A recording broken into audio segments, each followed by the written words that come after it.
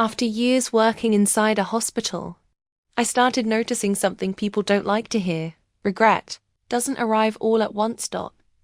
It's built quietly. It doesn't begin with a diagnosis. It's not when someone lies in that bed. It's not even when they realize they've lost their independence. By then, it's already been happening for a long time. My name is Renata. I've been a nurse for 13 years. And if there's one thing these years have taught me, it's that the stories that end here almost never start here. They begin on ordinary days. A lunch that gets postponed. A call that can wait. This week is too busy that turns into months. Then years. I see this pattern more often than I'd like to admit.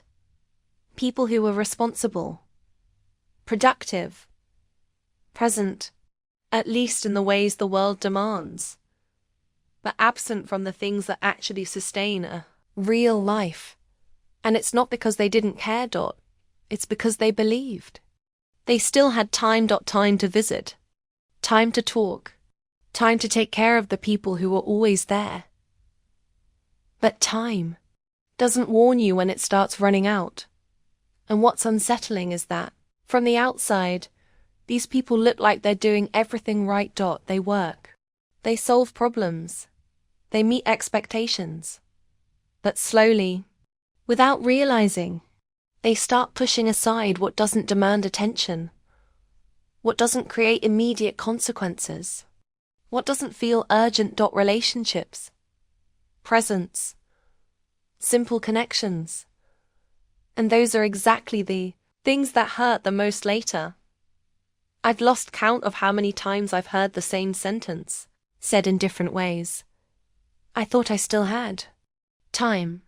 And when that sentence shows up, it's almost always too late to go back the way they wish they could. Because the problem was never one big wrong decision. It was the small choices, repeated every day, without anyone realizing how much they were adding up. And that's what stays with me the most. Not how the story ends, but knowing it could have been different. Long before it ever got here. I remember a patient who came in on a Tuesday night. At first, there was nothing remarkable about him. Just another case among many. Common name. Ordinary life. That quiet feeling like you've seen that story before. In other people. He was in his early 60s. When he was admitted, he wasn't fully conscious. But in the moments he opened his eyes, there was something unsettled about him. It wasn't pain. It was something else. A kind of silent urgency. His wife was sitting beside him, hands folded, watching him without saying much. She looked tired too, but not physically. It was the kind of exhaustion that builds over years. Later, when things got quieter, I started talking to her, and that's when the story slowly began to unfold. He had always worked a lot. The kind of person people respect, responsible, present at work, never let anything be missing at home. At least nothing measurable. Bills paid, food on the table, everything in order. But as she spoke, there were pauses. Like parts of the story weren't easy to say out loud. She mentioned, almost casually, that he used to say things like, "We'll deal with that later. Not right now. I'll have more time ahead." And that applied to everything. Visiting his mother, spending time with the kids, going somewhere with her. He never said no directly. He just postponed. And time kept moving. The kids grew up. His mother got older. Life became heavier. And all those later moments started to disappear. Arguments. No dramatic conflicts. Things just drifted apart.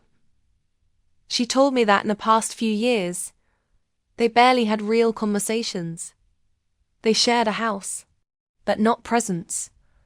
And the strange part is, for a long time, it didn't seem like a problem, because everything worked. Life kept going. Bills were paid. responsibilities handled, that there was an emptiness that didn't make noise. And because it didn't make noise, it was ignored. That night, while I adjusted the equipment and monitored his vitals, I noticed something small, but hard to ignore. Every time he woke up, he looked around like he was searching for someone, but his wife was right there. The whole time. Still, it felt like he was looking for something else, or maybe, for a moment he could no longer reach. In the days that followed, the routine unfolded the way it always does inside a hospital. Monitors beeping at steady intervals, footsteps in the hallway, in the middle of the night, low conversations that begin and end without anyone noticing. But within that rhythm, certain things start to surface. Not all at once, not in a clear way. Slowly. He continued drifting between moments of awareness and absence. And when he was present, there was a restlessness that was hard to explain. It wasn't just confusion. It felt like something inside him was trying to come together. Without enough time left, his wife stayed there. Always in the same place. But as the days passed, she started talking more. Not directly about him, but about the life they had built, and especially about the small things that had been left behind. She said that in the beginning, everything made sense. Work demanded more. It was just a phase. They were building something, and she believed that. For years. But that phase never really ended. There was always a new project, a bigger responsibility, an urgency that couldn't wait. And without realizing it, they adapted to that life. Dinners together became rare. Conversations grew shorter. Silences became more common. But none of it seemed serious enough to confront. Because there was no single moment when everything changed. It happened gradually. Almost unnoticed. She told me that sometimes she thought about saying something, asking for more presence, more time. But she would stop herself. Because he was tired.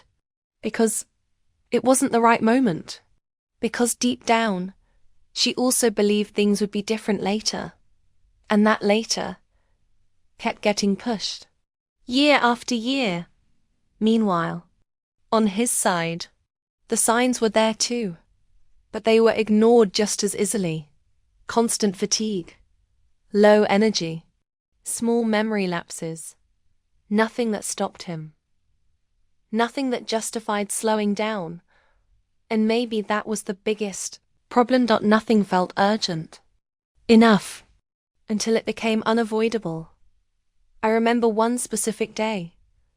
He woke up a little more aware, looked at his wife for a few seconds, in silence, and tried to speak. His voice came out weak, barely there. She leaned in quickly. Held his hand, and for a moment, it felt like something important was about to be said. But at WASN single quotes D. He stopped halfway, like he didn't know where to begin, or maybe like he realized there wasn't enough time left to say everything. And that moment just stayed there. Unfinished. After that, he closed his eyes again, and the room fell silent. But it wasn't an ordinary silence. It was the kind that carries everything that was never said. And in that moment, it became clear to me. This hadn't started there. It was in that silence. That something shifted in the way I saw that story. Because until then, it felt like just another case. Another admission. Another family trying to process what was happening. But it wasn't. There was something there that didn't belong only to that room. Something that had started long before. I had seen that same look in other patients. The same late attempt to put thoughts together. The same urgency that shows up when there's no longer room to change direction. And that's when something became clear to me. Something I've seen repeat over the years, in a way that's almost unsettling. The problem was never a lack of time. I know that sounds strange, Because from the outside, that's always what it looks like. A busy routine, responsibilities, life moving too fast. But in reality, the time was there, spread across years, hidden in small moments that didn't seem important. What was missing wasn't time. It was presence within that time. It was choice. It was recognizing that the things that don't feel urgent are often the ones holding everything else together. And this didn't happen only to him. I started connecting his story with so many others I had witnessed. Different people, different families, completely different lives. But the ending carried the same weight. Children who rarely visited and then showed up every day when there was no response left. Couples who spent years sharing a space, but not a life. People who were too busy to be present, and in the end, had too much time to think about what was missing. And the hardest part to accept is that, most of the time, no one did anything obviously wrong. There was no clear abandonment, no dramatic decision. It was subtle. Almost invisible. A collection of postponements, of quiet priorities, of moments that seemed too small to matter. But they did. Because in the end, those are the moments that define what was truly there. That night, after I left the room, I carried a feeling that's hard to explain. Like that story wasn't just about him, or even just about that family. It was about a pattern that happens far from here, before any hospital, before any diagnosis. A pattern no one notices while it still feels reversible. But when it finally becomes clear, it can no longer be rearranged the way it should have been. A few days later, he stopped waking up. His body was still there. The machines kept doing their job. But that restlessness was gone. And in a way, that says a lot. Because when urgency disappears, it's not always because everything has been resolved. Sometimes, it's because there's nothing left to try. His wife remained by his side. In the same place as always. But now, without waiting for a conversation that never came, without that quiet expectation that used to be there. It was just presence. A presence that stayed until the end, but that, for many moments in their life, couldn't exist the way it could have. And I kept thinking about that for a while. Not just about that specific case. But about the pattern. Because it's not rare.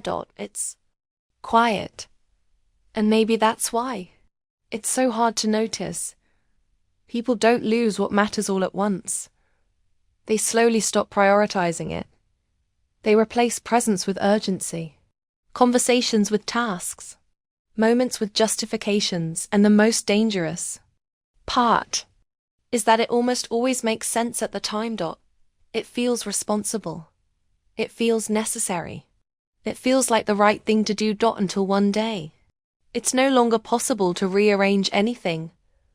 I've seen children trying to make up for years in a few hours.